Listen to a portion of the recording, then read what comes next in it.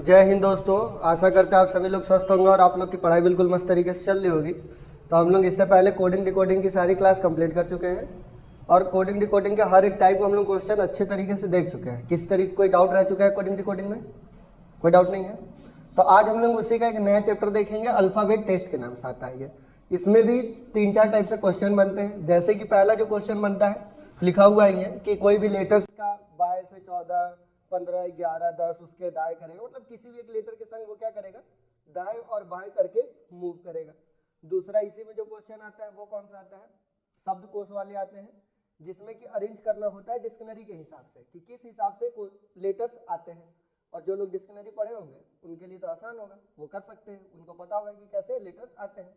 पर उसके लिए एक नियम है, कोई दिक्कत नहीं है। उसके बाद अगर नेक्स्ट बात करेंगे किस टाइप का क्वेश्चन आएगा इसमें, तो नेक्स्ट टाइप का जो क्वेश्चन आएगा उसमें एक वर्ड्स दिया रहता है जिसमें कि ये लिखा होता है कि किसी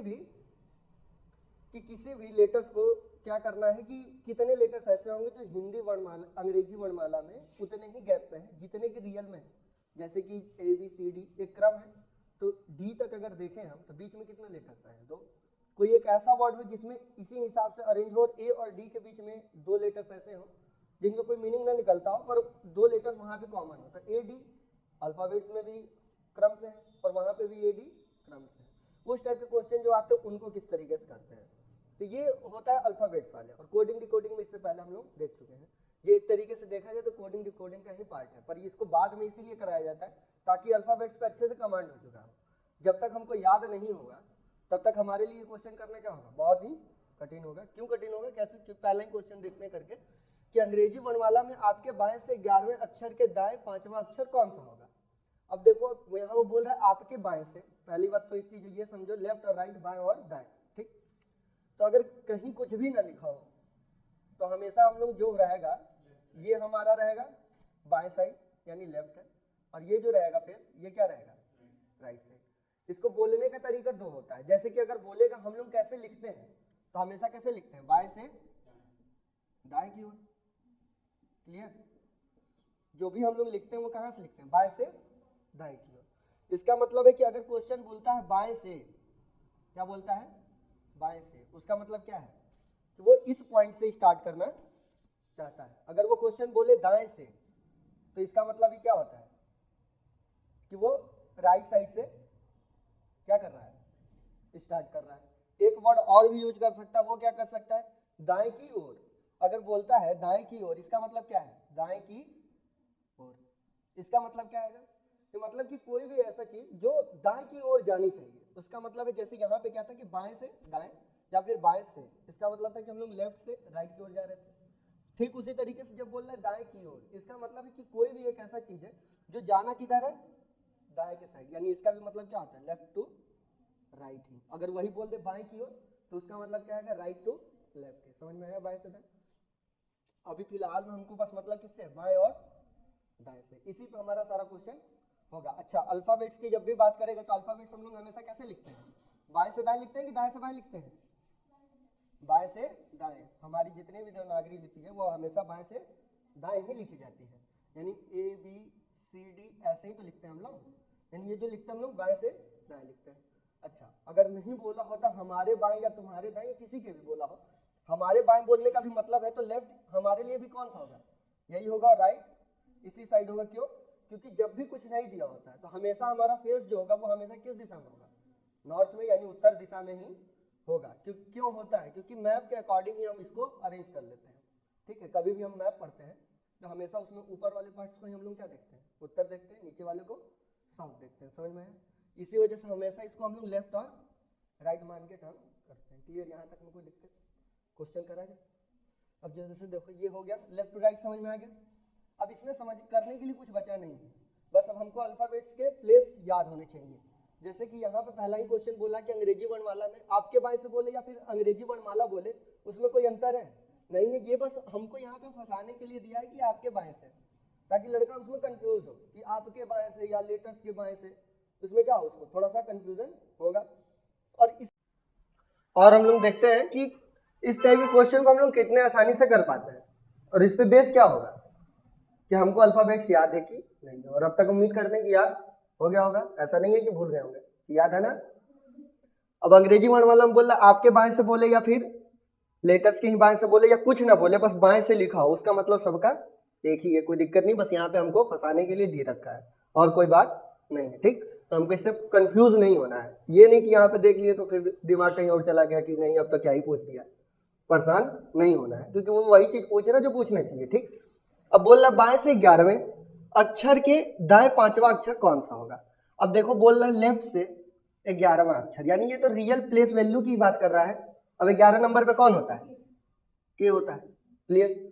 अब जैसे ही हमको पता चला कि के होता है, अब उसके बाद बोल रहा उसके दाएं से 5वां अक्षर। अभी हम बताएं कि कोई भी लेटर्स जब भी होगा या कोई भी पर्सन होगा तो उसका लेफ्ट और राइट क्या होगा, लेफ्ट और राइट यही तो होगा, उसके लिए भी वही होगा। यानी अब इस लेटर के हमको राइट साइड जाना है, इस लेटर के दाएं साइड जाना है। इस लेटर का दाएं साइड किस साइड होगा, इधर होगा या इधर होगा, इस साइड होगा, क्लियर, समझ में आए क्यों होगा, क्योंकि लेटर उसी अकॉर्डिंग अरेंज ही होता है। और कोई जब भी कोई चीज होगा और कोई भी दिशा नहीं बताए कि वो पूर्व में है या पश्चिम में या दक्षिण में या उत्तर में, तो हमेशा राइट इधर ही होगा और लेफ्ट इधर ही होगा, क्लियर। अब यहां से बोल रहा है कौन सा अक्षर, 5वां अक्षर कौन होगा। अब यहाँ पे डायरेक्ट पूछ रहा है कि 5वां अक्षर ही बताना है, 5वें अक्षर के बाद का नहीं बोलना है, ठीक है, 5वां अक्षर ही पूछ रहा है। यानी कि 11 ये है और प्लस में 5 है, तो 11 और 5 कितना होता है, 16। 16 का मतलब क्या होता है, आंसर क्या होगा, ये भी लिखना नहीं है, बस हमको क्या देखना है कि यहाँ बोला है बाएं से 11 और इस लेटर के दाएं 5वां, यानी 11 और 5, यानी समझ में आ गया किसी के आगे बढ़ना है। यानी 11 और 5 16, 16 का मतलब होता है पी, देखेंगे और आंसर टिक करेंगे, काम खत्म। मुश्किल से 2 सेकंड का क्वेश्चन है, उससे ज्यादा की औकात इसकी नहीं है, ठीक है, और इससे ज्यादा समय लगना भी नहीं चाहिए। लेकिन अगर प्लेस वैल्यू नहीं याद है तब क्या करेंगे हम, तो आराम से लिखेंगे ABCDEFGHIJK। अब के तक में भी याद होगा तब तो हम के पे रुकेंगे, अब याद ही नहीं है हमको, तो जब याद नहीं है तो आगे भी लिखते जाएंगे LMNOPQRSTUVWXYZ। अब पूरा ABCD लिख दिए।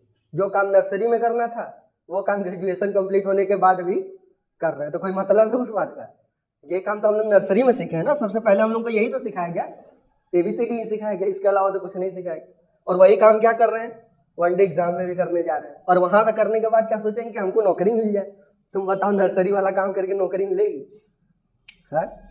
खुद से सोचने वाली बात है कि अगर तुमको जॉब चाहिए, जॉब लगने के बाद जाहिर सी बात है कि लगेगा तो भाई पैसा तो मिलेगा ना। मान लेते हैं बहुत छोटी पोस्ट पे ही लगा, तब पर भी 30,000 रुपये तो मिल रहा है। अब 30,000 रुपये ये ABCD लिखने के लिए तो नहीं मिलेगा, ये तो नर्सरी में भी लिखते थे, अगर मिलना होता तो नर्सरी से ही 30,000 रुपये मिलने लगता। अब जॉब चाहिए तो कुछ तो एक्स्ट्रा चाहिए ना, तो ये ABCD लिखने से काम होगा, नहीं होगा। लेकिन मान लेते हैं अगर याद ही नहीं है तो क्या करेंगे, ऐसे ही लिखेंगे नर्सरी वाला का। अब उसके बाद गिनेंगे 1 2 3, अच्छा बाएं से दाएं में भी लोग कंफ्यूज रहेंगे। मान लेते हैं किस तरीके से पता चल गया कि नहीं, अपना ही हाथ देखिए कि राइट हैंड इधर है और लेफ्ट हैंड अपना भी तो इधर ही है ना, तो इधर राइट मान लिया और इधर लेफ्ट मान लिया, और यही नियम भी है। अब उसी हिसाब से अब गिनने लगे। अच्छा अंग्रेजी वर्णमाला में बाएं से, अब बाएं से बोला है तो इधर से तो पढ़ना चलेंगे, इतना तो दिमाग होगा ही, ऐसे तो जॉब बैठे नहीं होंगे। तो हम मान लेते हैं यहाँ से 1 2 3 4 5 6 7 8 9 10 और 11, यहाँ पहुंच गए, 11वां लेटर मिल गया। अब यहाँ पहुंचने के बाद बोल रहे हैं इस लेटर के दाएं, अब यहाँ पहुंच गए तो देखे तो इधर भी इसका लेफ्ट और इधर आगे राइट। अब इसका 5वां लेटर पढ़ना है तो 1 2 3 4 और 5, तब पहुंचे हम कहाँ पे, पी पे। और अब आंसर देंगे हम क्या, पी, जबकि अब इतना दिए जब एक क्वेश्चन पे जिसका औकात सिर्फ 2 सेकंड का था, अब यहीं पे हम दे दिए ज्यादा समय, तो आगे वाला क्वेश्चन क्या हम कर पाएंगे। अगर हम बात कर रहे हैं SSC की, 60 मिनट में 100 क्वेश्चन करने हैं, 25 क्वेश्चन रीजनिंग के आने हैं, 25 मैथ के भी आने हैं, अभी 25 इंग्लिश है और 25 GS। तो मान लेते हैं GS और इंग्लिश को पढ़े और टिक किए, काम हो गया। पर ये बताओ कि इस टाइप के क्वेश्चन को अगर 1-1 मिनट देने लगेंगे तो 25 मिनट में तो बस 25 रीजनिंग हो पाएगा, और 25 मिनट में 1-1 मिनट मानते हैं मैथ भी कर पाएंगे, तो 50 मिनट। अब 10 मिनट में इंग्लिश और हिंदी तो होने से रहा नहीं होगा ना, GS और इंग्लिश उसमें भी समय चाहिए, सबको एक समय ही चाहिए ना, ऐसा बनाया नहीं गया है। और जाहिर सी बात है अगर अच्छा नंबर नहीं आएगा तो नाम तो वैसे भी नहीं आना है, तो वहाँ पे क्वेश्चन तो आना चाहिए, साथ में स्पीड भी हमारे अंदर होना चाहिए। अब 60 मिनट में 100 क्वेश्चन करना है, यानी सबके लिए 1 मिनट तो हम नहीं दे सकते ना, तो इसी टाइप के क्वेश्चन है जिनको हम 1 मिनट नहीं दे सकते, क्या 30 सेकंड भी नहीं दे सकते। समझ में आ रहा है, नेक्स्ट क्वेश्चन किया जाए। अब नेक्स्ट क्वेश्चन करते हैं। नेक्स्ट क्वेश्चन क्या कह रहा है कि वर्णमाला में आपके बाएं से 13वें अक्षर के बाएं 5वां अक्षर कौन सा होगा। अब देखो यहाँ पे 2 बार लेफ्ट की बात कहा है, यानी कि इसका मतलब क्या है कि बाएं से जो भी 13वां होगा, 13वां कौन होता है एम, उस अक्षर के बाएं 5वां, बाएं का मतलब उससे पीछे ही जाना होगा। यानी कि हम डायरेक्ट कर सकते हैं 13 माइनस 5। 13 माइनस 5 का मतलब क्या है 8, और 8 पे कौन होता है एच। आ गया हमारा आंसर। इस तरह की इसमें कोई दिक्कत तो होगा नहीं कि कोई डाउट है नहीं है, बहुत ही सिंपल क्वेश्चन है। अब देखते हैं नेक्स्ट वाला कि वर्णमाला में दाएं से 18वें अक्षर के दाएं 7वां अक्षर कौन होगा। अब देखो वर्णमाला में दाएं से 18वां बोला है, क्या बोला है दाएं से 18वां। अब हम लोग देखते हैं नेक्स्ट वाला क्वेश्चन। नेक्स्ट वाला क्वेश्चन हमारा है कि वर्णमाला में दाएं से 18वें अक्षर के दाएं से 7वां अक्षर कौन होगा। अब देखो यहाँ पे जैसे ही दाएं से 18 बोला है, इसका मतलब है कि हमको अपोजिट याद होना चाहिए, क्योंकि इससे पहले जो हम लोग करते आए उसमें लेफ्ट से ही बोल रहा था, लेफ्ट से बोल रहा था तो जो रियल प्लेस वैल्यू हमको वो पता ही है, याद ही है। पर ये बताओ अगर वो दाएं से बोल रहा है, इसका मतलब है कि अब वो उल्टा एबीसीडी पढ़ना है ना हमको, यानी जेड से अब हमारा एबीसीडी चालू होगा। समझ में आ रहा है ना।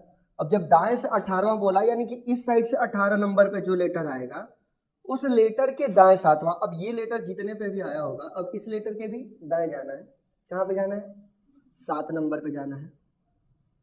जो भी 18 आया होगा उसके साथ और हमको उसके पीछे जाना होगा। अब जब जाएंगे तो जो लेटर आएगा यहाँ पे वही हमारा क्या हो जाएगा आंसर हो जाएगा। समझ में आया, हमारा तो आंसर आ गया। 18 और 7 लिख दिए, आंसर आ गया। यही आंसर होगा नहीं होगा। क्यों नहीं होगा, क्योंकि यहाँ पे हमको अक्षर चाहिए, नंबर नहीं चाहिए। नंबर तो क्वेश्चन में भी लिखा हुआ है ना। तब बताओ यहाँ से 18 उल्टे साइड से कौन होगा, नहीं पता, आई होगा। बहुत सही। कैसे आया है आई, माइनस करके, तब गलत आया है आई। सही तरीका क्या होना चाहिए, नहीं सुनो पहले, सही तरीका क्या होना चाहिए तुमको अपोजिट लेटर से याद है कि नहीं। रियल वाले पहले सबसे ये बताओ, सबका 26 तक का लेटर याद है कि नहीं। आर की प्लेस वैल्यू क्या होती है, आर का अपोजिट क्या होता है, आई की प्लेस वैल्यू क्या होती है। वही तो पूछ रहा है क्वेश्चन, क्या नया पूछ रहा है कुछ। जब हमको याद है तो बस उसको इम्प्लीमेंट ही तो करना है। जब हमको ये रहता कि नहीं याद है तब ना हम 27 माइनस 18 करके रियल प्लेस निकालते कि क्या होगा। हमको अपोजिट भी याद है, हमको प्लेस वैल्यू भी याद है, हम क्यों 27 माइनस 18 करने जाएंगे। जब नहीं याद होता तब तो हम 27 माइनस 18 करते हैं। जो भी लेटर आता है उसमें क्या करते हैं, साथ जोड़ देते हैं, और जिस नंबर पे आएगा वही हमारा आंसर हो जाता है। क्योंकि राइट का मतलब क्या है कि उस लेटर्स के आगे ही तो गए हैं, पहले हम पीछे गए और उसके बाद आगे गए। समझ में आ रहा है ना। पर रियल में जब हमको याद है कि प्लेस वैल्यू क्या होगा, याद है हमको 18 नंबर बाएं साइड से क्या होता है आर होता है, जो उसका अपोजिट होगा वही तो दाएं से होगा। तो दाएं से अपोजिट में कौन आएगा, आई आएगा। आई की प्लेस वैल्यू 9 होती है, क्लियर। और पीछे साइड से पढ़ेंगे तो वही 18 पे आएगा। अब बताओ 9 आया अगर आई और उसके आगे हमको जाना है 7, तो 9 और 7 कितना होता है 16। 9 और 7 16, 16 का मतलब क्या होता है पी, और यही क्या होगा हमारा, कुछ था क्वेश्चन में, एक बार फिर से समझाए, बाउंस किया है लग रहा है, शकल बता रहा है, देखते हैं फिर से। देखो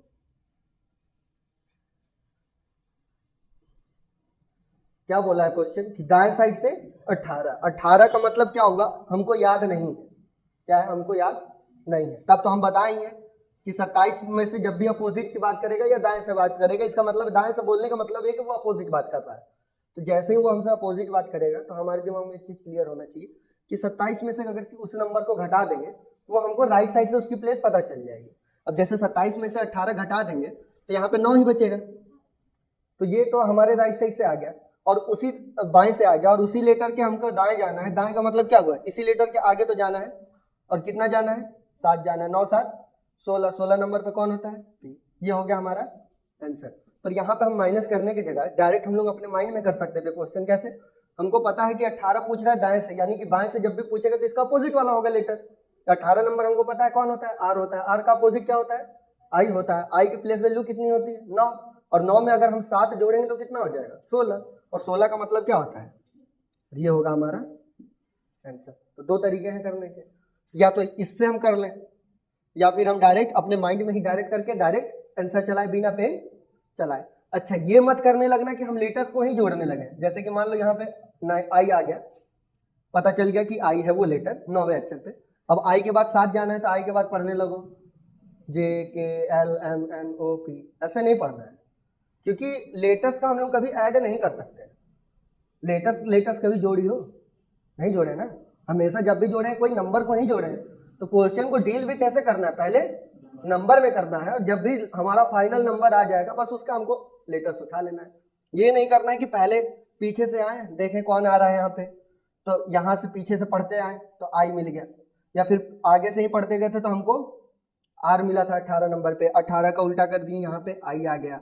अब इस आई में ही हमको 7 लेटर और जोड़ना है, तो यहाँ पे 7 लेटर जोड़ने का मतलब ये नहीं करने लगना है कि उंगली पे गिनने लगना है।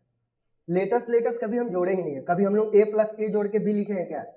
नहीं लिखे है ना, A के बाद B आता है, यानी 1+1 किए, 1+2 1+1 किए तब हमको पता है कि 2 होगा, इतना पता है हमको। लेकिन ये बताओ क्या इससे पहले हम लोग कभी A+A जोड़ के B लिखे हैं? क्या हम लोग A+B जोड़ के C लिखे हैं?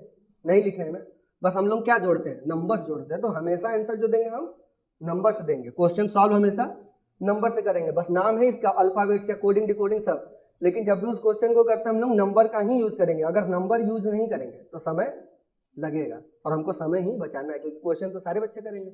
अब इतना आसान क्वेश्चन है, कहीं से भी वो बच्चे पढ़े होंगे, जरूरी तो है नहीं कि हमसे पढ़े होंगे, लेकिन कहीं से कहीं से पढ़े ही होंगे। और जब कहीं से पढ़े होंगे तो ऐसा नहीं है कि सारे टीचर बताए नहीं होंगे, वो भी बताए होंगे क्वेश्चन कैसे सॉल्व होगा। बस तरीका यही है कि समझने की कि हमको नंबर से करना है या लेटर से करना है, लिख के करना है। कुछ चीजें याद करना हमारे लिए क्या है, बेनिफिशियल है, उसको हमको याद ही करना है। ऐसा नहीं कि हम ये सोचे कि हमारे पास टाइम मिलेगा हम कर ले जाएंगे, या फिर हम मैथ का 5 क्वेश्चन छोड़ देंगे बाकी यहाँ पे अपना समय दे देंगे। तो वैसे वैसे हम लोग एग्जाम से खुद ही से अपने आप को आउट कर लेते हैं। जो एग्जाम बना है 100 नंबर का, अगर उसमें हम पहले ही डिसाइड कर लें कि 5 रीजनिंग का छोड़ना है, या 5 इंग्लिश का, या 5 जीएस का, अगर 15 क्वेश्चन हम हटा देते हैं तो बचा कितना, 85 तो बचा। अब 85 में से तुमको जब लाना है 70, यानी कि अपना परसेंटेज निकाल के देखो कितना हाई नंबर पे परसेंटेज तुम बना रहे हो खुद अपना। वैसे तो तुमको 70% ही लाना था, पर 85 का 70% लाओगे तो क्या सिलेक्शन होगा? कभी नहीं होने वाला है। होगा कभी? होगा ही नहीं। एग्जाम से एकदम फ्री रहोगे, रिजल्ट नहीं देखना है, ठीक। लेकिन वैसे अगर क्या है, अगर लाना है तो क्या करना होगा, हमको 100 में ही पूरा फाइट करना है। ऐसा नहीं कि हम किसी क्वेश्चन को छोड़ सकते हैं, और नहीं आ रही है वो बात अलग है, पर हम पहले से डिसाइड नहीं करके रखेंगे कि हमको 5 क्वेश्चन छोड़ना है, छोड़ना ही नहीं है। क्लियर, समझ में आ रहा है? नेक्स्ट करें। अब देखते हैं नेक्स्ट क्वेश्चन, और नेक्स्ट टाइप का भी ये क्वेश्चन है कि शब्दकोश में कौन सा शब्द तीसरे स्थान पर आएगा। अब शब्दकोश का मतलब क्या हुआ, डिक्शनरी, वो देखे ही होंगे लेटर, पता होगा ना कि अच्छा डिक्शनरी जो होता है वो कैसा आता है, ए पहले लेटर वाले जितने होंगे वर्ड आएंगे, उसके बाद बी वाले आएंगे, फिर सी वाले। ऐसा तो नहीं है कि बी के बाद सीधे डी आ जाएगा, कोई नहीं देखिए। तो यानी उसी तरीके से ये सारे क्वेश्चन भी अरेंज होंगे। बस हमको ध्यान ये देना है कि जैसे ए के बाद अगर डबल ए वाला लेटर है तो पहले वही आएगा, और ए के बाद बी है तो दूसरे नंबर पे ये लेटर ही आएगा। समझ में आ रहा है ना, मतलब कि जो कॉमन होगा और जो सबसे पहले आता होगा वही लेटर पहले आएगा। ऐसा नहीं है कि ए से स्टार्ट है तो वही पहले आएगा, पर ए में भी देखना होगा कि उसके बाद का लेटर क्या है। जैसे कि ये पहला हम लोग का जो क्वेश्चन है, इसमें देखो सब में कॉमन क्या है, सी सी सी और सी। तो क्या हम इससे डिसाइड कर पाएंगे कि किस नंबर पर कौन सा अरेंज होगा? ये हमारे किसी काम का नहीं है, क्योंकि इससे हम अरेंज ही नहीं कर पाएंगे, क्योंकि सब में सी कॉमन है। उसके बाद नेक्स्ट वर्ड देखो ए, ये भी कॉमन है, यहाँ भी कॉमन है, यहाँ भी कॉमन है, यहाँ भी कॉमन है, यानी हम दूसरे लेटर से भी अरेंज कर पाएंगे। तो हम लोग अब किसके पास जाएंगे, तीसरे के पास। ये क्या है, आर है, ये भी आर है, ये भी आर है, और ये भी आर, यानी कि यहाँ के पहले 3 लेटर्स जो है वो तीनों हमारे किसी काम के हैं नहीं, उसके हिसाब से वो तीनों एक लाइन से ही होंगे, वो तो कॉमन हो गए। तो उस हिसाब से हम किसी को अभी अरेंज ही नहीं कर सकते कि पहले पे कौन आएगा, दूसरे पे कौन आएगा, तीसरे या लास्ट कौन हो, बता सकते हैं क्या? लेकिन जैसे ही नेक्स्ट वाला देखते हैं तो देखो यहाँ पे आ गया पी, यहाँ पे भी है पी, पर यहाँ पे है टी और यहाँ पे है आर। अब यहाँ पे बताओ कौन सा लेटर सबसे पहले आता है, पी पहले आता है कि टी पहले आता है कि आर पहले आता है? सबसे पहले पी 16 नंबर पे आता है, आर 18 पे आता है, और टी आता है 20 नंबर पे। अब देखो ये आएगा किस पे, पहले नंबर पे, या फिर ये आएगा पहले नंबर पे, क्योंकि 2 में पी है कॉमन आया, ये दोनों तो बाद में आएंगे, ये तो कंफर्म हो गया। ये टी वाला जो है ये तो बाद में आएगा, ये तो कंफर्म हो गया, हमको चाहिए तीसरा लेटर। तो ये बताओ, ये या तो ये पहला होगा या ये पहला होगा। अगर ये पहला होगा तो ये, अगर ये पहला होगा तो ये, पर तीसरा क्या चेंज होगा? तीसरा जब भी आएगा तो यही वाला, यही तो लेटर आएगा, क्योंकि इसके पास आर है। आर की प्लेस वैल्यू क्या है? 18, और टी की प्लेस वैल्यू क्या है? 20। यानी ये जब भी आएगा तो लास्ट में आएगा, और ये जब भी आएगा तो तीसरे नंबर पर। हमको बताना तीसरा है, तो हम सारा क्वेश्चन अरेंज नहीं करेंगे, हम बस यहाँ देखेंगे कि ये तीसरे नंबर पे आ रहा है, तो हम इसको लिख देंगे कैरी, और यही वाला ऑप्शन हमारा क्या हो जाएगा? सही हो जाएगा। पर यहाँ पे हम लोग एग्जाम हॉल में तो बैठे नहीं, यहाँ पे हम लोग क्वेश्चन को समझ रहे हैं। तो जब भी ऐसे क्वेश्चन आएगा तो हमको ये देखना है कि हम इसको अरेंज कैसे कर पाएंगे। जैसे हम बोल दें कि यहाँ तीसरा नहीं बताना है, सभी को एक क्रम में बताना है कि पहले नंबर पे कौन आएगा, दूसरे पे कौन आएगा, तीसरे पे कौन आएगा, चौथे पे कौन आएगा। ठीक, तब ये बताओ इन दोनों में से पहले कौन आएगा? अगर यहाँ पे देखेंगे P और P तो कॉमन है, ये तो काम में नहीं आएगा। इसके नेक्स्ट वाला लेटर पढ़ेंगे तो इसके पास देखो E है, इसके पास तो पहले E आएगा, उसके बाद ही तो U आएगा। तो पहले नंबर पे कौन आएगा? यानी कारपेट। क्लियर? दूसरे पे कौन आएगा?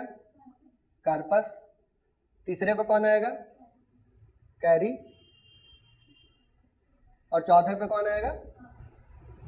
कार्ड। समझ में आया? अरेंज जो होगा वो किस फॉर्म में होगा? पहले, दूसरे, तीसरे और चौथे। और क्वेश्चन हमसे जो भी पूछा होगा, अगर यहाँ पे हमसे तीसरा पूछा है तो तीसरे पे जो होगा उस पर टिक कर देंगे। अगर एक साइड से अरेंज करना होता तो ये बताते थे कि पहले नंबर पे ये होना चाहिए, दूसरा इस पे होना चाहिए, और ये चौथे नंबर पे था तो यहाँ पे चौथा आएगा, और उसके बाद यहाँ पे ये हो गया हमारा, अगर अरेंज करने के फॉर्म में दिया होता तो। समझ में आया? कोई दिक्कत इसमें? नेक्स्ट वाला क्वेश्चन देखें। अब देखो नेक्स्ट क्वेश्चन क्या कह रहा है कि शब्दकोश के अनुसार व्यवस्थित करना है। इसमें क्या करना है? हमको सबको अरेंज करना है। इसमें ये नहीं बताना है कि पहले पे कौन आएगा या तीसरे पे कौन आएगा। तो इसको करने के लिए देखो, सबसे पहले हम लोग पहले लेटर को देखेंगे। यहाँ भी ऐसे, यहाँ भी, यहाँ भी, यहाँ भी, और तो किसी को अरेंज कर पाएंगे हम। इसके बाद हम लोग देखेंगे नेक्स्ट वाले लेटर को।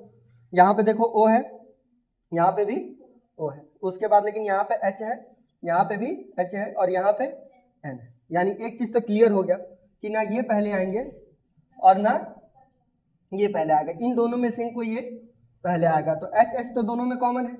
तो उसके बाद नेक्स्ट वाला लेटर देखेंगे, इसके पास O है और इसके पास, यानी पहले नंबर पे कौन आएगा, दूसरे नंबर पे कौन आएगा। क्लियर? अब बात देखनी है कि तीसरे नंबर पे कौन आने वाला है। तो ये बताओ इसके पास कौन सा लेटर है? इसके पास ये दो तो कॉमन हो गए, उससे अब मतलब नहीं है, हमको तीसरे से ही अरेंज करना होगा, क्योंकि O इसके पास भी है, O इसके पास भी है, और N इसके पास है। नहीं, अभी हमको दूसरे से ही अरेंज हो जाएगा, क्योंकि S सब में कॉमन है, पर यहाँ पे O तो कॉमन है, पर यहाँ पे N पहले आ गया। N पहले आता है तो ये तीसरे नंबर पे आ जाएगा। अगर वो तीसरे पे आ जाएगा, अब बात इन दोनों में ही बस देखना होगा कि कौन पहले आएगा। तो यहाँ पे देखो U है, और यहाँ पे तो चौथे पे कौन आएगा, ये आएगा, और पांचवे पे इसी हिसाब से अरेंज होगा। यानी कि जब भी ऑप्शन होगा तो वो क्या होगा, 4, 3, 5, 2 और 1। यानी जो भी ऑप्शन में ये लिखा होगा 4, 3, 5, 2, 1, वो हमारा ऑप्शन क्या हो जाएगा। समझ में आया? किस तरह कोई दिक्कत? कुछ और सिंपल क्वेश्चन उसको देखते हैं हम लोग नेक्स्ट स्लाइड पे। अब हम लोग देखते हैं कुछ और सिंपल क्वेश्चन।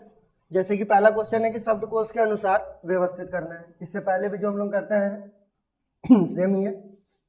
अब इसमें देखो कुछ नाम दिए हुए, जैसे सोहन, सोनम, संतोष, सालू और समर। इनको क्या करना है, शब्दकोश के अनुसार ही अरेंज करना है। तो सबसे पहले हमको क्या देखना होगा कि सब में कॉमन क्या नहीं है, क्योंकि कॉमन वाले से आंसर आएगा नहीं आएगा। यानी इस S से कोई लेना देना है, कोई मतलब नहीं। जब उससे मतलब नहीं तो उसके नेक्स्ट वर्ड पे जाएंगे। इसके पास O है, यहाँ भी O है, पर इसके पास A है, यहाँ भी A है, और यहाँ भी A है। यानी ये तो कंफर्म हो गया कि ये दो तो नहीं आएंगे पहले। जब भी पहले आएंगे इन तीनों में से ही कोई एक पहले आएंगे। समझ में आ रहा है? अगर पहले देखना होगा तो ये बताओ, यहाँ N है, N की प्लेस वैल्यू 14, यहाँ पे L है, L की प्लेस वैल्यू 12, और M है तो इसकी प्लेस वैल्यू 13। यानी कि सबसे पहले कौन आएगा, 12, तब आएगा 13, और तब आएगा 14। क्लियर? अब यहाँ तो 3 हमारे अरेंज हो गए। अब बात रह गई सिर्फ इनकी।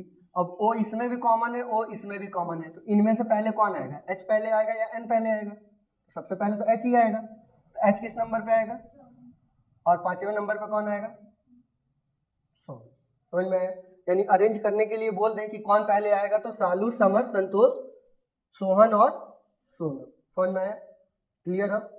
अब देखो नेक्स्ट वाला क्वेश्चन, नेक्स्ट वाले में दिया है, इसमें भी वही सेम अरेंज ही करना है, सिंपल क्वेश्चन ही है कि नेमार, मेसी, रोनाल्डो और बेंजेमा, ठीक। अगर इनको अरेंज करने की बात आ जाए तो इसमें देखो सबके पहले लेटर ही अलग अलग है। यहाँ नेमार है, यहाँ मेसी है, यहाँ रोनाल्डो, वहाँ बेंजेमा है। यानी सबसे पहले नंबर पे कौन आएगा? बेंजेमा। दूसरे नंबर पे कौन आएगा? मेसी। तीसरे पे कौन आएगा? और लास्ट में कौन आएगा? रोनाल्डो। क्लियर? अब इससे तो एकदम अच्छे से क्लियर हो गया होगा ना। यानी कि अगर पहला लेटर अलग है तो हम पहले पे ही कर लेंगे, अगर नहीं है तो जहां पे अलग होगा हम वहां से देख लेंगे। यहाँ पे देखो ये लग सकता है कि सर यहाँ पे बताइए 2 लेटर के बाद यहाँ तीसरे लेटर पे हम पहुंच गए और यहाँ तो हमारा तीसरे पे ही आए हैं, लेकिन आंसर जो है पर इनमें से क्यों नहीं ले पाए हम लोग? हो सकता है दिमाग में इसलिए नहीं ले पाए क्योंकि इसका दूसरा लेटर ओ है और ओ ए के बाद ही आएगा, और ए वाले कौन कौन से? ये 3 है, तो पहले ये ही 3 आएंगे, उसके बाद तो ओ आएगा। यानी हमको इससे मतलब ही नहीं है ये दूसरे पे हो, भले ये एच पे जाके कंप्लीट करता। हो सकता है कि ये लास्ट वाले लेटर से हमको पता चलता है कि ये पहले पे हो या आखिरी पे होगा, पर ये याद रखना कि अगर इसके पहले इन वाले इसके दूसरे लेटर से इसमें पहला लेटर छोटा है तो पहले यही आएगा।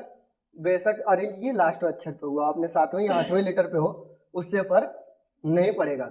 लेकिन इसका दूसरा लेटर अगर जेड है और यहाँ पे जेड से पहले के हर एक लेटर आ गए और इसको लेकिन अरेंज इसको और 2 में कॉमन हो गया और जाके इनका क्लियरिटी पता चला इनके लास्ट लेटर से, जैसे इसके यू से पता चला हमको कि ये आएगा, तो हमेशा पहले यही अरेंज करेंगे, उसके बाद में ही इनको अरेंज करेंगे क्योंकि इनका दूसरा लेटर ही बहुत बड़े नंबर का। समझ में आया ना? अब अरेंज हो जाएगा, कोई डाउट? जब अब उसमें नहीं है तो हम लोग देखते हैं तीसरे टाइप का क्वेश्चन, जैसे कि पूछता है कि हॉरिजॉन लिखा है, इसमें ऐसे कितने अक्षर युग्म हैं जो वर्णमाला में भी समान क्रम में आते हैं। यानी कि हमको इसमें वही लेटर्स देखने हैं जो कि अल्फाबेट्स में भी कॉमन हो, यानी कि जैसे कि ए, बी, सी और डी।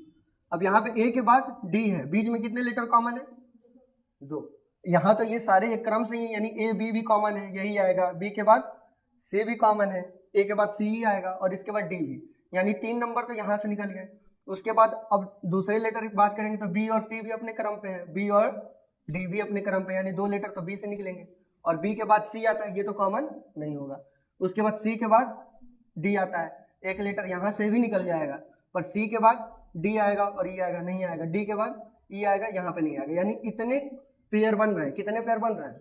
3 2 5 1 6। यानी इसमें कितने पेयर बने जो कि अंग्रेजी वर्णमाला में भी उसी प्लेस पे आते हैं जो इसमें लिखे हुए हैं ABCD में। ठीक इसी तरीके से हमको ऐसे वर्ड दिखे होंगे, जिसके लिए सैंपल के लिए 2-4 वर्ड लिखे भी हैं। इसमें भी हमको वही देखना होगा कि कितने कॉमन है, उसको देखना हमको दोनों साइड से पड़ता है। अच्छा ये मत बस पढ़ने लगना कि जैसे ए के बाद बी आया तो बी के बाद ए पढ़ ले, नहीं, बी के बाद क्या आता है? सी। यहाँ पे सी होता तो काम चल जाता। अब ये नहीं कि बी के बाद ए है तो बी से माइनस ए कर लेंगे, ऐसा काम नहीं चलेगा। ए के बाद बी आता है और उसके बाद ये नहीं कि उल्टा पढ़ेंगे। जब इसको अरेंज करेंगे तो हम उल्टा नहीं पढ़ेंगे, हमेशा बढ़ते क्रम में ही पढ़ेंगे लेटर। समझ में आ गया ना? चलो देखे क्वेश्चन। देखो क्वेश्चन क्या है। अब एच के बाद क्या आता है? आई, जे, के, एल, एम और एन, यानी एक कॉमन तो मिल गया। अब यहाँ पे पढ़ो, ओ के बाद P, Q, R, S, T, नहीं बनेगा, और ओ के बाद पी, पी तो है नहीं, यहाँ से भी एक भी बना नहीं, यानी अब आर से हमको देखना। आर के बाद एस, टी, यू, वी, कोई बना? एस, टी नहीं बना। आई के बाद जे, के, एल, जे, के, एल नहीं बना। जेड है, जेड के बाद क्या आता है? ए और बी, ए, बी, सी, डी बना? नहीं बना। ओ के बाद पी बना। ओ के बाद पी, क्यू, आर बन गया एक। एस और टी, और कोई तो बना नहीं। एन के बाद ओ, पी, क्यू, आर, एस और टी, यानी सारे अरेंज कर दिए तो कितना मिला? एक पेयर ये मिला था एच से एन का, और एक पेयर मिला ओ से आर का, एक मिला एन से ओ का और एन से आर का, यानी कितने पेयर बना इसमें? समझ में आया? उसी तरीके से नेक्स्ट भी क्वेश्चन दिया है कि पैराडाइज में कितने बनेंगे, उसको हमको देखना है। तो इसको भी देखना होगा। क्या देखना होगा? अब पी के बाद देखो ए है तो देखने की कोई मतलब है नहीं। अब पी के बाद क्यू, आर, STUV नहीं बनेगा, यानी एक पेयर बन गया। ए के बाद BCD बना, और उसके बाद नहीं बनेगा, इधर भी नहीं बनेगा। आर के बाद देखो STUV, ST नहीं बनेगा। ए के बाद देखो BCD, BCD नहीं बना। डी के बाद E और F, EFGH बना, नहीं बना। आई के बाद JKLMN नहीं बना। अब बचा हमारा STU। अब देखो S से बड़ा लेटर कोई दिख रहा है इसमें? S की प्लेस वैल्यू क्या होती है? 19। 19 से बड़ा कोई दिख रहा है?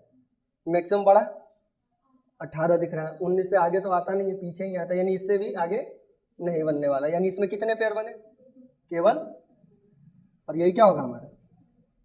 उस तरीके से नेक्स्ट देखें CDE। अब देखो B है ना, अब इसके आगे हम लोग लेटर्स को देख सकते हैं। अगर याद भी नहीं होगा हमको, अगर याद नहीं है तो हम लोग क्या कर सकते हैं, यहाँ पे प्लेस वैल्यू भी पुट कर सकते हैं। जैसे बहुत बड़ा वर्ड है, अब इसमें क्या होगा, हमको बार बार ABCD पढ़ना पड़ेगा, जैसे अभी तक पढ़ के कर रहे थे, क्वेश्चन का आंसर आ रहा था वैसे भी।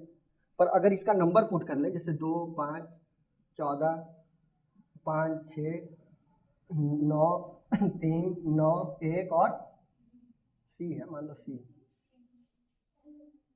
C मान लेते हैं, बेनिफिशियल L था, ठीक। तो ये हो गया 12। अब बताओ, जैसे ही अब ये नंबर लिखे, अब किसी तरीके की कोई दिक्कत आएगा क्वेश्चन अरेंज करने में क्या? अब 2 है तो यहां से देखो 3, 4, 5, 6, 7, 8, 9, 10 और 11, यानी कि यहां से जब पढ़े तो हम देखें कि B से कितने लेटर बनाए हम? 3। कैसे बना था? 2 है तो यहाँ 3, 4, 5, यहाँ पे लिख भी सकते हो चाहो तो 1, 2, 3, 4, 5, 6, 7, 8, 9 और 10, यानी इसी पेयर में बनना चाहिए जो भी पेयर लिखे हैं। अगर इनका प्लस उतना आ रहा है यानी कि ये सही है। यहाँ पे देखो 1 है और यहाँ पे 4 है, यानी बीच में देखो अंतर कितने का आ रहा है? 4 और 1 5, और रिप्लेस वैल्यू भी क्या है, यानी कि ये सही है।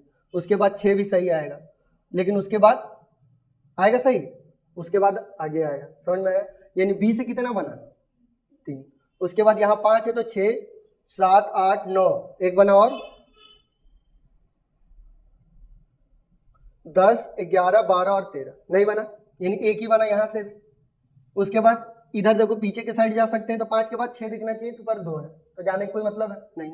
अब नेक्स्ट देखो 14 के बाद इधर आगे बढ़ते क्रम में होना चाहिए, कोई भी बढ़ते क्रम में है, 14 से हमको देखने की जरूरत है। 5 है उसके बाद 6 है, ये पेयर तो बनेगा अपने आप में एक। उसके बाद 7, 8 और 9, यानी कि यहाँ भी एक पेयर बनेगा, यानी इससे कितने पेयर बने? 2। उसके आगे बनेगा? नहीं बनेगा। उसके बाद देखो हमारा कहाँ तक हो गया था? 5 तक हो गया था। अब यहाँ 6 है, 6 से आगे के लेटर ही चाहिए, 7, 8 और 9, यानी F से भी बना कितना? उसके आगे बनेगा। पर यहाँ से देखो 6 के आगे यहाँ पे बढ़ते क्रम में दिखना चाहिए, पर कोई भी वैसा लेटर दिख रहा है? नहीं दिख रहा है, इधर जाने की जरूरत है। अगर आगे देखें 9 है तो 9 से आगे तो देखना है, 10 है, 11, 12, 13 आ रहा है, 13 नंबर तो है नहीं, 12 ही है, ये आएगा। अब यहाँ से देखो 9 है, 10, 11, 12 होना चाहिए था, पर यहाँ पे 14 है। उसके आगे तो छोटे लेटर देखने का कोई मतलब है, पेयर बनेगा। उसके बाद 3 है तो 4, 5, 6, 4, 5, 6, 7, 8, 9, कोई बना नहीं। उसके बाद 9, 10 और 11, 10, 11, 12, 13 और 14, यानी कि एक बन गया। कहाँ से बना? इससे और इसके बीच में एक पेयर है, पर उसके बाद है क्या? अब 1 है, उसके बाद देखो यहाँ पे 2, 3 बना एक पेयर, 4, 5, 6, 7, 8, 9 बना नहीं बना, बस एक ही पेयर आया। अब यहाँ 12 है, 12 से प्लस में सिर्फ एक बड़ा नंबर कौन सा है? और उसके बीच में बहुत सारे लेटर है तो देखने का कोई मतलब है नहीं, यानी टोटल पेयर देखें तो 3, 4, 2, 6, 7, 8 और 1, यानी इसमें कितने पेयर बने? क्या इसको अगर हम लोग वैसे ABCD पढ़ के करते तो इसमें समय लगता कि नहीं लगता? तो हम अगर नंबर लिखेंगे तो वो हमारे लिए क्या हो जाएगा? बहुत ही इजी हो जाएगा। उससे हम बहुत सारे लेटर हैं जिनका हमको देखना ही नहीं पड़ेगा, क्योंकि उससे बड़े लेटर होंगे तब तो देखेंगे, बड़े लेटर है नहीं तो देखने की कोई जरूरत। अगर उसी तरीके से नेक्स्ट का देखा जाए तो 16, 18, 9, 19, 15 और 14। अब बताओ 16 है तो उसके बाद बढ़ते क्रम में तो होना चाहिए, तो 17, 18, 19, उसके बाद तो बनेगा नहीं, यानी P से कितना मिलेगा? 18, 19 बढ़ा है ही नहीं, देखने की जरूरत है, इधर तो बढ़ा है ही नहीं, देखने की जरूरत है। 9 के बाद देखो 10, 11 12 आया नहीं, इधर भी देखने की जरूरत नहीं। 19 से बड़ा कोई लेटर ही नहीं है, इसका भी नहीं देखना है। 15 के बाद 16 आना चाहिए, पर यहाँ पे कितना है 14 है। 16 17 18 एक पेयर यहाँ पे बना। उसके बाद देखो 14 है, उसके बाद क्या है 15, उसके बाद यहाँ पे मतलब एक पेयर तो बन गया। 16 17 18 एक पेयर और बन गया, यानी n से कितने पेयर निकले टोटल, यानी टोटल अगर काउंट करें तो कितने पेयर बने 2 3 और 1, तो इसमें कितने पेयर बनेंगे, और यही क्या हो जाएगा हमारा। उसी तरीके से नेक्स्ट देखो 12 5 13 15 और 14, 12 के बाद देखो 13 14 15, यानी एक पेयर L से बनेगा। उसके बाद 5 से तो देखने की जरूरत ही नहीं पड़ेगी। उसके बाद 13 है, फिर 14 फिर 15 आना चाहिए था, पर बना नहीं, इधर प्लस में तो है ही नहीं। उसके बाद 15 से बड़ा कोई लेटर है ही नहीं, तो देखने की जरूरत 14 के बाद लेकिन 15 आना चाहिए, और आया भी है, यानी इसमें कितने पेयर बने, और यही क्या होगा हमारा। कितना आसान हो गया हमारे लिए, हुआ कि नहीं। पर अगर ABCD पढ़ पढ़ के करेंगे तो क्या लगेगा, हमारा समय लगेगा कि नहीं जाता। पर अगर नंबरिंग कर लेते हैं सबका तो हमारे लिए कितना आसान हो गया ना, और जो आंसर आएगा वो भी एकदम। इसीलिए क्या करना है, जब भी कोडिंग डिकोडिंग या अल्फाबेट्स वाले क्वेश्चन है, हमको याद रखना है कि उसका हमको प्लेस वैल्यू पुट करना है। जितना तेजी से प्लेस वैल्यू उसकी पुट करेंगे, आंसर हमारा एकदम सटीक और एकदम क्लियर थॉट के साथ आएगा। कोई डाउट इसमें। लास्ट वाला क्वेश्चन करें। अब देखो लास्ट क्वेश्चन के लिए हो जाएगा 20 5 12 5 16 8 15 14 और 5। अब 20 से बड़ा लेटर कोई है, ठीक है, देखने कोई मतलब है। 5 से तो बहुत सारे बड़े हैं, पर क्या उस क्रम में बड़े हैं जिस क्रम में होने चाहिए। 6 7 8 9 10 11 12 कुछ नहीं बना। 12 है, 12 से भी बड़े हैं। 13 14 15 16 17 18 इधर देखने की जरूरत ही नहीं है। 5 है, 6 7 8 9 10 6 7 8 देखने की जरूरत ही नहीं है। 16 है, 17 18 19 20 17 18 19 20, यानी एक पेयर तो निकला। उसके बाद नेक्स्ट देखो 8 से देखेंगे 9 10 11 9 10 11 12 13 कोई आया। 15 के बाद 16 आना चाहिए, है ही नहीं। 16 17 18 19 20 कोई मतलब ही नहीं है। 14 के बाद देखो, 14 के बाद 15। अब 15 देखो आ गया, पर 15 यहाँ पे भी तो हम लोग 15 से देख रहे थे, तो 15 के आगे जब नहीं मिला था, तो क्या इस 14 के बाद 15 है तो कोई मिलेगा, नहीं मिलेगा। देखने की जरूरत है। 5 है यहाँ पे, 6 7 8 9 10 11 12 13, यानी एक पेयर यहाँ से निकला, यानी टोटल कितने पेयर निकले। समझ में आया किस तरीके से करना है। हर टाइप का हो जाएगा। तो ये हो गए हमारे हर टाइप से अल्फाबेट्स वाले क्वेश्चन, और कोडिंग डिकोडिंग इससे पहले हम लोग कुछ वीडियो में कंप्लीट कर चुके हैं। तब कोई डाउट अगर रह जाएगा अल्फाबेट से रिलेटेड, बस अब हमारा बाकी रह गया है अल्फाबेट सीरीज। तो वो जब नंबर सीरीज बढ़ाएंगे उसी टाइम अल्फाबेट सीरीज भी पढ़ा देंगे। नंबर सीरीज और अल्फाबेट सीरीज में फायदा यही है कि अल्फाबेट सीरीज जो होते हैं वो हमारे लिए ईजी होते हैं, पर नंबर सीरीज क्या होता है, थोड़ा टफ होता है, क्योंकि वहाँ पे बहुत सारे नियम एक साथ काम करते हैं। जैसे कि अगर कोडिंग डिकोडिंग की बात करें तो हम लोग M को या फिर A को कितने तरीके से बोल सकते थे। A को हम लोग 1 भी बोलते हैं, A को हम लोग 2600 लेटर में से कुछ भी बोल सकते हैं, वो तो हम कोड करेंगे। अगर हम बोल दें उसको कि हम 3 बोलेंगे, इसका मतलब है कि क्या हम उसमें +2 किए हैं। अगर मेरा मन उसको 6 बोलने का A को, तो हम बोल देंगे कि उसमें मेरा मन था +5 करने का, ठीक है। उसको हम लोग 26 भी बोल सकते हैं अपोजिट से, उसको हम लोग 52 भी बोल सकते हैं, 53, मतलब कोई भी ऐसा नंबर नहीं है जिससे उस A को हम लोग बोल नहीं सकते हैं। दुनिया का कोई भी नंबर हो उसको हम लोग A बोल सकते हैं, वो हमारे ऊपर डिपेंड करेगा कि हमको क्या बोलना है, ठीक है। तो उसी तरीके से अल्फाबेट्स वाला हमारा हर टाइप का क्वेश्चन हो गया। अब कोशिश यही करना है कि क्वेश्चन प्रैक्टिस करना है, जितना ज्यादा प्रैक्टिस होगा उतना ज्यादा कमांड बनता जाएगा। अगर प्रैक्टिस नहीं होगी तो बोर्ड पे करने से कोई मतलब नहीं होगा, ठीक। तो हम मिलेंगे नेक्स्ट वीडियो में, तब तक के लिए जय हिंद जय भारत।